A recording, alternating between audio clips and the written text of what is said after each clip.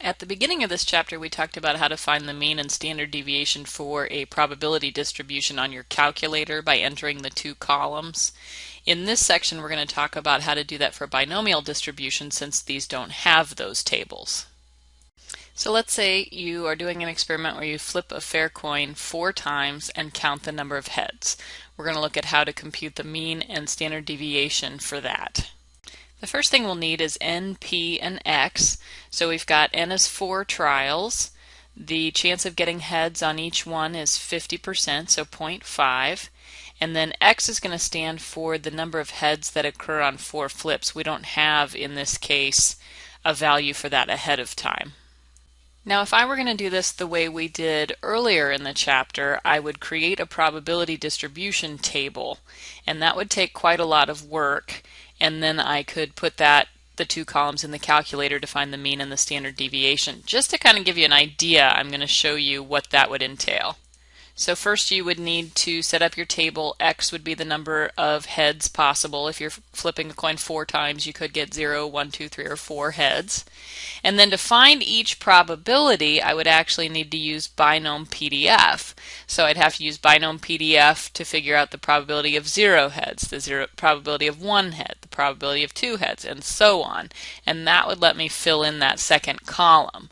Then I could put that in the calculator and have the calculator find the mean and the standard deviation for me. Now that would take quite a lot of time, and there's actually a quicker way.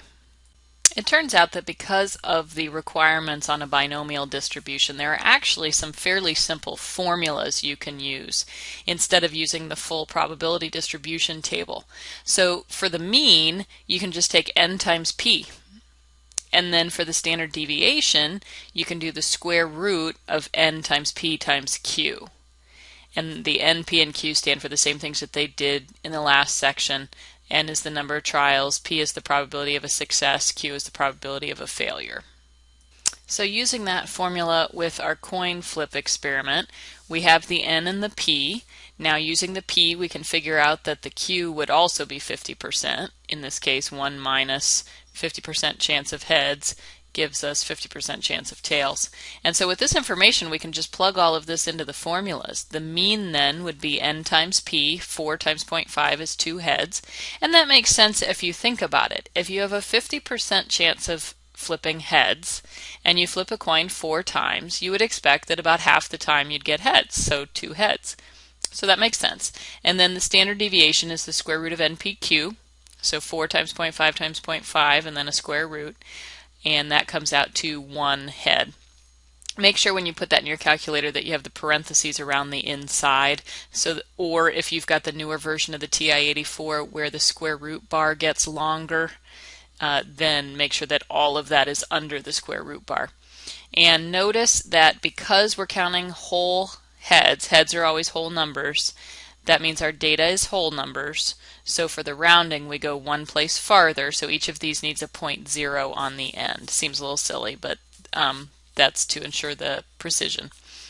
So this says that on average, if we're flipping a coin 4 times, we expect to get about 2 heads with a standard deviation of 1 head. The standard deviation means it's not always going to come out to exactly 2. On average, we wouldn't think it would be too far away from that, though. Okay, so let's look at another example. Several students show up for a test, 10-question test. They have no clue, so they're just going to randomly guess. Each question has 5 choices, one of which is correct. Find the mean and standard deviation for how many correct answers these students you expect them to have. So this is a binomial distribution. We've got 10 trials, 10 questions. Each question has 5 choices with 1 right, so 1 out of 5 gives us a 20% or 0.2 chance on each question of getting it correct. And then to figure out Q, which is the chance of getting it wrong, you do 1 minus 0.2, so we've got a 0.8 chance of getting each question wrong. So we'll plug those values into the formulas. The mean is n times p. We've got 10 questions, 20% chance of getting each one right. That means we expect to get about 2 correct. And standard deviation, square root of npq, that's going to come out to 1.3 correct answers as the standard deviation. So on average, we would expect a student to guess correctly approximately 2 out of the 10 questions. And if we're looking at the whole class, the average spread from that mean would be about 1.3 one way or the other. That's the standard deviation. And once we have means and standard deviations, we can use the range rule of thumb again. So mean plus 2 standard deviations, mean minus 2 standard deviations, and it would be unusual to be outside of that. So extending that same example about the multiple choice test, would we find it unusual for a student to guess correctly and pass with 7 answers? Well, range rule of thumb, I'm going to do the mean plus 2 standard deviations. That gives me 4.6. And then I'm going to do the mean minus 2 standard deviations. That gives me negative 0.6. Even though negative is not, you can't get a negative number of questions correct, still leave it as negative 0.6. And so those are the values within which all of the usual values would be. So yes, we would find it very unusual for someone to guess correctly on 7 of them because range rule of thumb says it's unusual to have more than 4.6.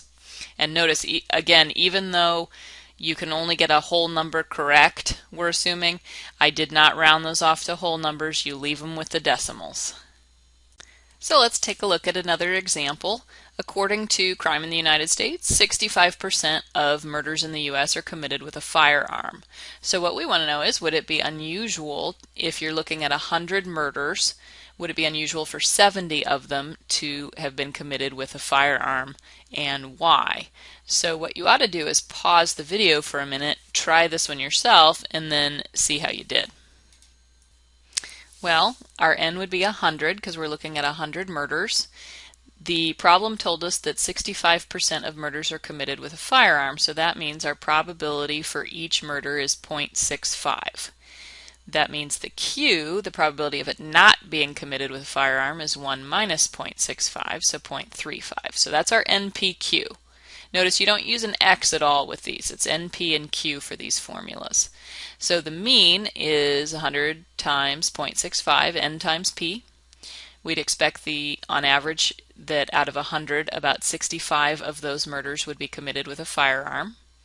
Standard deviation is square root of 100 times 0.65 times 0.35, square root of NPQ. That comes out to 4.8, rounding to 1 decimal place on each of those.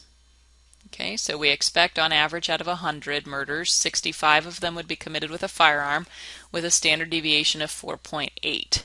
So that standard deviation by itself seems kind of hard to interpret, but when you use the range rule of thumb, that helps. So the smallest usual value would be the mean minus 2 standard deviations. That gives us 55.4.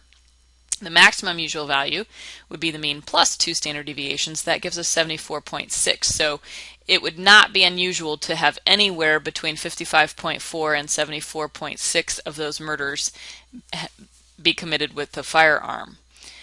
70 is within that number, within those values, so it would not be unusual to have 70 murders. We would expect an average of 65, but 70 would not be unusual.